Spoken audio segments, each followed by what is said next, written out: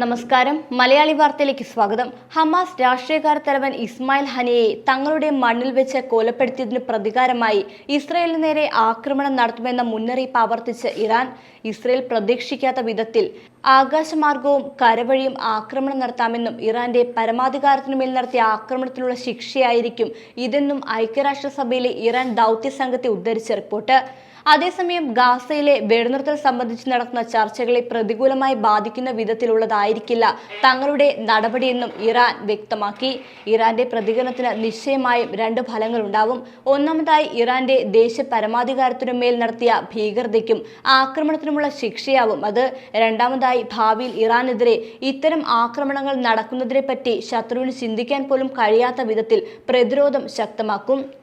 അതേസമയം ഗാസയിലെ വെടിനിർത്തൽ ചർച്ചകൾക്കുമേൽ പ്രതികൂലമായ പ്രതിഫലനം സൃഷ്ടിക്കുന്ന തരത്തിലുള്ളതായിരിക്കില്ല ഇറാന്റെ പ്രതികരണം. ഇസ്രയേൽ പ്രതീക്ഷിക്കാത്ത സമയത്തും രീതിയിലുമായിരിക്കും ആക്രമണമെന്നും പ്രസ്താവന കൂട്ടിച്ചേർക്കുന്നു. അവരുടെ കണ്ണുകൾ ആകാശത്തോ റഡാർ സ്ക്രീനിലോ ആയിരിക്കുമ്പോൾ അവർ ഭൂമിയിലിരുന്ന് അമ്പരക്കും. ചിലപ്പോൾ രണ്ട് തരത്തിലും ആക്രമണം ഉണ്ടാവാം.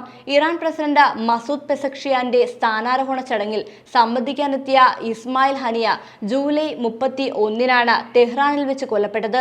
ഹനിയെ താമസിച്ച വീടിന് നേരെയുണ്ടായ ആക്രമണത്തിൽ അദ്ദേഹത്തിന്റെ ഒരു അംഗരക്ഷകനും കൊല്ലപ്പെട്ടു. അമേരിക്കയുടെ ആശീർവാദത്തോടെ ഇസ്രയേൽ ആണ് ആക്രമണം നടത്തിയതെന്നാണ് ഇറാൻ റവല്യൂഷണറി ഗാർഡ് ആരോപിച്ചത്. ആക്രമണത്തിന്റെ ഉത്തരവാദിത്തം ഇസ്രായേൽ ഏറ്റെടുക്കുകയോ നിഷേധിക്കുകയോ ചെയ്തിട്ടില്ല. സംഭവത്തിനു ശേഷം പരമോന്നത നേതാവ് ആയത്തുള്ള സയ്യിദ് അലി ഖാംനെയ്യുമായി കൂടിക്കാഴ്ച നടത്തിയ ഇറാനിലെ ഉന്നത ഉദ്യോഗസ്ഥർ ഇസ്രായേലിനെതിരെ പ്രതികാരം ചെയ്യണമെന്ന് അഭിപ്രായപ്പെട്ടിരുന്നു. പ്രതികാര നടപടികൾക്കുള്ള മുന്നൊരുക്കങ്ങൾ നടത്തുന്നതിനായി ഖാംനെയ്യിയുടെ രാഷ്ട്രീയകാര്യ ഉപദേഷ്ടാവ് റിയർ അഡ്മിറൽ അലി ഷംഖാനി ഈ മാസാദ്യം സമൂഹമാധ്യമമായ എക്സിൽ കുറിക്കുകയും ചെയ്തു.